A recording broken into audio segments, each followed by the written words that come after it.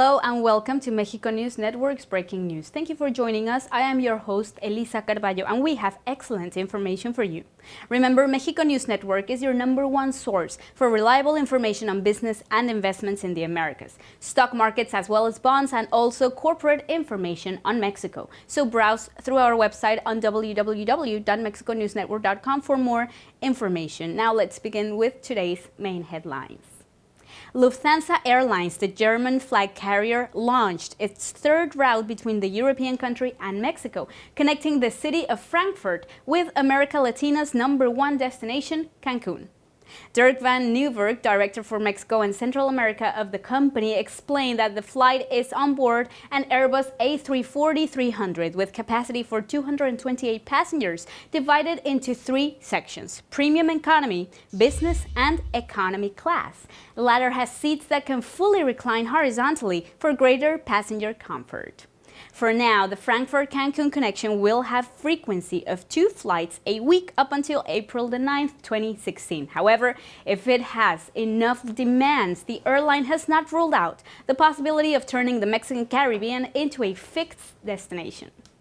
About the arrival of the German airline into the city, the president of the Hotel Association of Cancun and Puerto Morelos, Mr. Carlos Gosselin, said that this is the result of an extensive advocacy by various agencies such as the Conventions and Visitors Office of Cancun and the State Ministry of Tourism. Connections of the sort will allow targeting a larger market segment by attracting visitors with longer than average stays, therefore generate higher income. Moreover, the director of tourism of Cancun, Francisco Lopez, said that a German tourist on average spends about $2,500 per person, with an average stay of 15 nights, 3 times more than the American market. He also added that with the addition of this new route, the travel industry from Germany could increase by up to 10% in 2016, a figure that is similar to the English market. Due to the destination's tourist features, the mandatory does not rule out for more airlines to incorporate seasonal flights, mainly from the East Coast of the United States. Moving on to more news, the government of Mexico announced a few days ago that they will invest $23 billion in oil refineries in the country in order to reduce up to 90% of the emissions of greenhouse gases in Mexico. The plan is to reduce pollution and turn some of the facilities energy self-sufficient. By doing so, they can get cleaner fuel with much lower sulfur content, therefore providing a benefit for the environment. The first project will have an investment of $3.1 billion, and it will seek to produce 212,500 barrels of ultra-low sulfur gasoline a day, and it's planned to be ready for the first quarter of 2016. Now, according to a press release issued by the government of Mexico, this will help reduce 90% of the emissions of greenhouse gases as well as the emissions of pollutants into the atmosphere. On the other hand, according to the press release, Mexico will invest $3 billion to use the steam production processes to generate electricity at 3 refineries and 1 gas processing complex. It also announced that it will invest $13 billion in the use of waste to maximize the crude processing in 3 refineries, as well as $3.9 billion in diesel production of ultra-low sulfur, all of this to reduce imports of the fuel. The plan actually covers 6 refineries in the national system in Hidalgo, Guanajuato, Nuevo León, Tamaulipas, Oaxaca, and Veracruz, and the total project will help modernize Pemex while generating 63,000 direct jobs. Moving along to more, in recent months, apps to handle money have become increasingly popular in Mexico. The people of Mexico City, for instance, know that there are risks, just as in any big city, which is why many people prefer to use mobile apps to make their payments online, so that they don't have the need to carry cash all the time with them. Another reason why this form of payment has been very well received is that many people do not trust 100% in banks, nor in card payments in shops, because it's not always as safe as it sounds. In addition, some banks require very high amounts of money to open accounts or charge too many interest rates. So this is why many Mexicans today are also using this kind of digital payment, as they do not charge commission and most of the apps are completely free. There are currently 37 apps for cell phones through which you can make payments, 19 of which are used all over Latin America. In other news, Mexico currently has a digital commerce market worth $6 billion.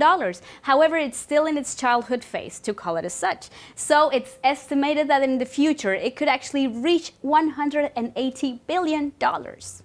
The commercial VP of Interjet, Fuences Gomez, said that digital marketing communication is very important in current times because consumers do not always believe what the company says any longer, and they rely much more on what the people have to say about the product or service itself.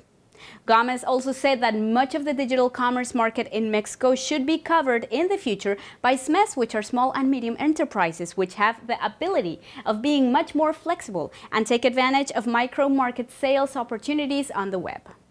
The specialist said that currently the tourist sector and all its services represent more than 60% of such trade in the country, followed by the entertainment, computing, electronics, and fashion industries, among many others. By the year 2020, the digital commerce is expected to represent a $4 trillion shift, meaning that there's plenty of growth in upcoming years. Now, according to statistics, above 3 billion people are active on the internet today, meaning that the global reach of the network represents 42%.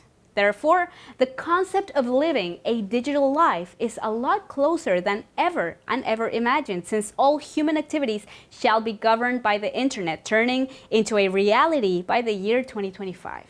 The VP said that due to the great influence that consumers have among themselves, the companies should not have control over the direction to be taken in the future. However, users and customers themselves will be the ones that decide the way forward. Process it with SMEs have much more potential for change and business expansion.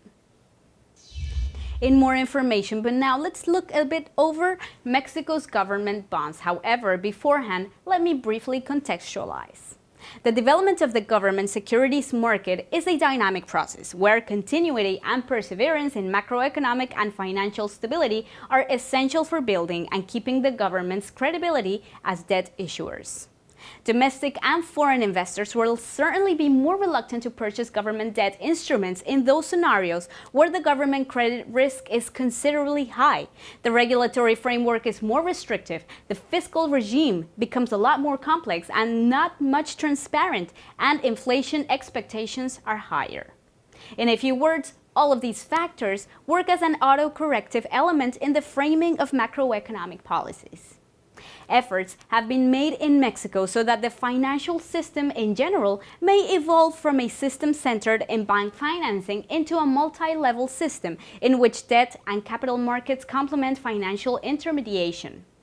Now, generally speaking, a government bond is issued by a national government and is denominated in the country's own currency. Bonds issued by national governments in foreign currencies are normally referred to as sovereign bonds. The yield required by investors to loan funds to government reflects inflation expectations and the likelihood that the debt will be repaid. Now, Mexico government bond 10-year decreased to 6.32% on Wednesday, December the 9th, from the 6.34% in the previous trading day. Now, historically, the Mexico government bond 10-year reached an all-time high of 12.07 in September of 2001 and a record low of 4.42% in May of 2013. Sadly, this was all for today. Thank you so much for joining us. Remember, you were watching Breaking News by Mexico News Network. I am your host, Elisa Carballo. And remember, browse through our website on www.mexiconewsnetwork.com for more information on Mexico's positive side, stock market, shares, business and investments of all over the country. We'll see you next time.